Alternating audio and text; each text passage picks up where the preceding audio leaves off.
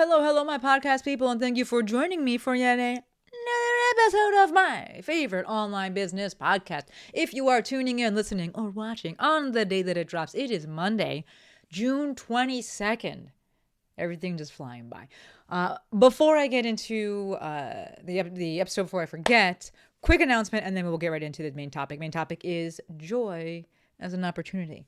But the quick announcement is I put out feelers the other day about a new offer, a 12-month offer, 12 months of support to hold you accountable and help you stay consistent with content creation. Content creation like what? Social media, email, podcast. And my guy Matt was like, what about YouTube? Yeah, that too. Anything that's content creation, holding you accountable and helping you to actually get shit done. That is as structured as my ideas went because y'all know I say talking about wait to create the thing, assess demand, make sure people have raised their hand and say, I'm interested, I want this thing. And then you can worry about building it. And I did a story on Instagram and people were like, yeah, I'd be interested in this.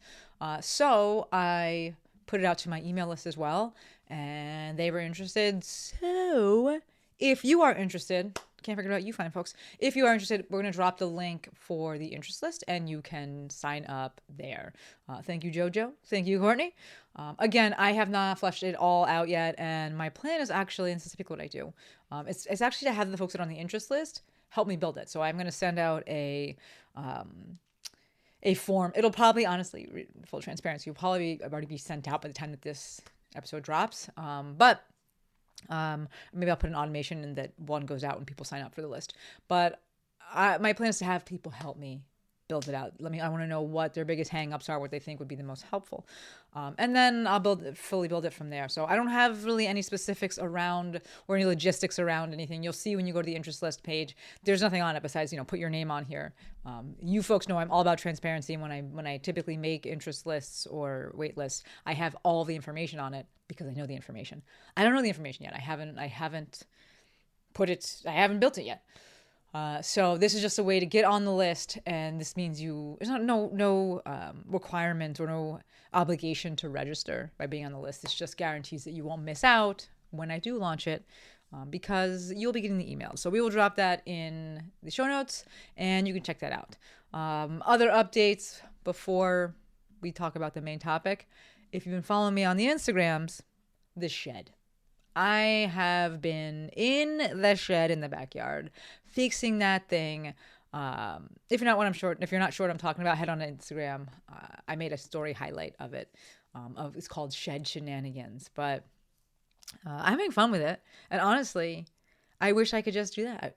So if anyone watching this, listening to this, wants to just fund that lifestyle for me, where I learn how to fix things as I'm fixing them, and also share it on Instagram, let me know.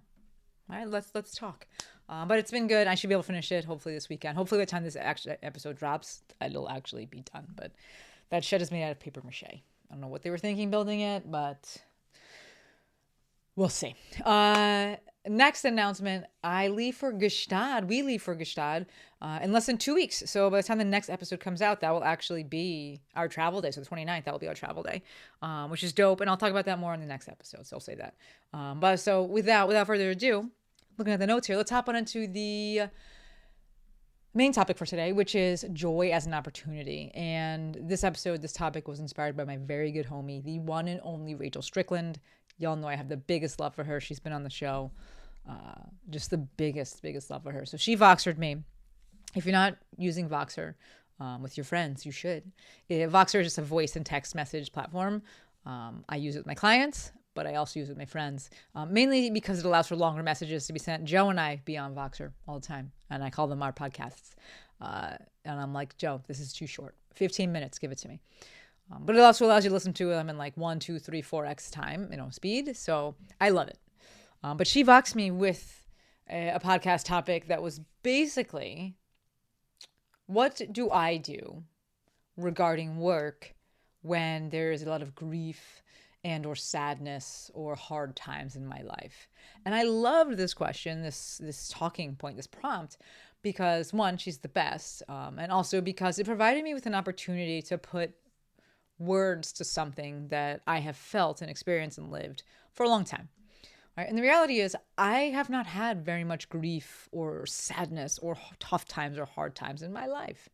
Right? Yes, I am a minority. I'm going to use air quotes here in many ways because, like, I am black, or I'm a brown person, but that's a global majority there. But in many ways, considered a minority largely when we just view it in the context of traditional white America. But I'm female, I'm gay, I'm black, I'm Puerto Rican. And we definitely didn't grow up with money. So I was not afforded the privileges that come along with being in the opposite group of what I just laid out. But my mom loves me so much. She's my biggest supporter. My family is wonderful. We text like every day, including my grandma. Right? I'm really good at the things that society values, conventional intelligence, sports. I am very, very able-bodied. I have skinny privilege. I have, if you see my face, I have relatively symmetrical features. Right? I'm black, but I'm not dark. Right? So my baseline has not been one of tremendous struggle, despite, what some on the outside may assume. And in addition, I've just been really fortunate to have really good things around me and really good people around me. And yes, I could dig into it and look to find my personal contributions towards that good fortune. But the most important thing to acknowledge is simply the positive environment and experiences that I have been privy to and the good timing. Right? Rock Tape, I was there for the golden years of that business. I still talk to Allison. I was talking to her today. They're absolutely there for the golden years. Instagram, I was there for the golden years as well. I experienced online business when COVID hit. I was experienced in online business when COVID hit. But I was also going to say there's CrossFit. I hit at that golden time. Just all of the things. Really privy to just really good timing. I grew up in the 90s. I have experienced a lot of really good things, and I have been part of a lot of really good things at the right time. And overall, I just have not had very much grief or sadness or loss. Right? My grandfather passed when I was young. I was a young PT living in New York City. And I'm pretty sure that he had ALS. It took him pretty quickly. And I miss him, and I carry him with me every day, especially when I'm fixing things. If you follow the stories, you'll see at one point I said, like, my grandfather always taught me, you overbuild it. And so that was probably the only real big loss or sadness that I have. And I think that it came at a time, I'm living in New York City, trying to make ends meet, and I'm working a super busy PT job, seeing 20 plus people a day. And it just kind of forced me to process it as just like, keep going. Like that was it. Just like, keep doing the things. So when Rachel asked me the question, like, what do I do work-wise when times of grief and sadness and loss? And my immediate reaction, my immediate response was, my immediate answer was, I haven't led a life of significant grief or sadness. And I can say with full certainty that allows me to show up the way that I do. Like the joy that I have been so fortunate to experience is, in my opinion, an opportunity to show up with positivity. Right? It's an opportunity to see the best in situations. It's an opportunity to take chances on myself and go after things because historically the things worked out. Right? I have the data to prove it. And generate more joy, right? I was not happy in New York City. By the end, I was unhappy, but I was in New York City. It's great, it had its perks. But by the end, I was like not a happy person. But I took a chance, and I was like, I'm gonna move to California. I had the joy behind me. I had the list, the data points to be like, try it, you'll be okay, and everyone supported me. This joy that I've had and been so fortunate to experience so much of, it is an opportunity to share that joy in whatever way sharing that joy looked like, and I invite you to do the same. I think that having that abundance of joy is an opportunity to put that energy out into the world. Right? Put out the energy that you want to see more of.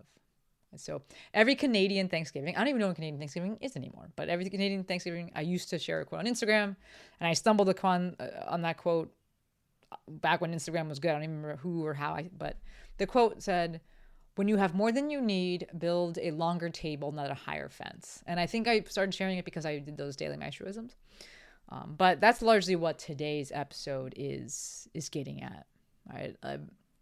If you're like me, and even if you're not, but if you're like me and you find yourself with joy to spare, share it, right? On the flip side, right, because I do have thoughts about action items or an action item when there is grief and sadness, right? And I speak to that from after the 2024 election, I had big grief and big sadness, and I continue to have big grief and big sadness around that. We are living through late stage capitalism. This administration has emboldened the worst people and the worst in people. Right? And social media just, zaps it into our eyes 24/7. So my response was to step back. I stepped back from things. And again, I realized that is a privileged position. Right? I'm being fortunate, to be able to do so. And I've talked about this in previous episodes. I have talked about this in previous episodes. I tapped into savings, absolutely. But I was like, I can't show up. I don't want to fucking be on Instagram. I'm not going to force myself to do this. All right, I stopped doing a lot of things, and probably the biggest of those things was posting. Right? I kept emailing. I kept the podcast going because those things did feel good for me. The podcast felt the most good. Emailing was tough at times, but the podcast felt the most good. But social media didn't feel good, so I stopped. Promoting my stuff and selling things and running things, it didn't feel good, so I stopped. All right. One of the greatest faults of this country is that you are not allowed to stop. You can't. It is a feature. It is not a bug. It is a feature of extractive capitalism. Right? You can't make more if you're doing less unless you're the CEO. Right? Like, you cannot make more. You can't make more. The company cannot make more if you, as the worker, are doing less. All right? People don't get time to stop and grieve. They don't get time to be sad. They don't get time to sit with things. They don't get time to be with their kids after they have them. They don't get time to process things. And yes, again, it is by design. COVID gave us a glimpse of what it felt like to be able to stop. And I think about those things, and, I think about that time a lot. Right? It gave us the great pause, and it gave people time to stop and think about things and feel things and sit with things and process things. And then the world opened back up, and everyone went back to exactly how it was before, despite so many folks telling me they didn't want that shit to come back. I have records. I have receipts. I sent out a Google form. I said, what do you not want to come back? I started a Facebook group called The Rearview Mirror. And it's like, what do you want to leave behind you? And people let it come back, right? But it's tough. I get it. It's tough. Things keep moving. You got to make money. The world keeps turning. It's global capitalism. We have a lot of buffer, right? There's a lot of wealth in this country. That's part of what I have so much grief about, is that we have so much wealth and resources and intelligence, and there's so much struggle and suffering. I hate that. But because there's so much wealth, there's this big buffer of things can get really bad before they actually have to change. Right? So it's a little bit off tangent, but all of that I was just riffing on, all of this that I was just saying, all that to say, if you are experiencing a period of sadness or grief, if it is possible, and I hope that it is possible, prioritize experiencing that sadness and that grief and being able to sit with it. Right? I realize that some form of work may be helpful for you to process things and be able to process things. So I didn't just give a blanket statement of stop working, because I was still doing work through it. But as it relates to this podcast, right, we're an online business podcast, or a podcast about online business. When shit is bad, stop working in whatever way you're able to stop working. Right? That is the permission that you do not need to do that. And then bring it back to the beginning of the episode. On the flip side, if you are living that super fortunate life, and it doesn't need to be about the oppression Olympics of if someone could have it worse. I'm not here for comparison. If you look in the mirror and you're like, yo, man, I have it really good, and you're not gaslighting yourself. All right? If you live in that super fortunate life, you don't have much grief, you don't have much sadness, you got an abundance of joy. Consider that your joy is an opportunity, and go and share it with the world. All right? I'm looking at time, looking at the outline. That is all for today. Don't forget about that interest list for the accountability offer that I'm cooking up. The link will be in the show notes if you want to add your name. As always, my friends, endlessly, one more time, endlessly appreciative for every single one of you. Until next time, friends, Maestro out.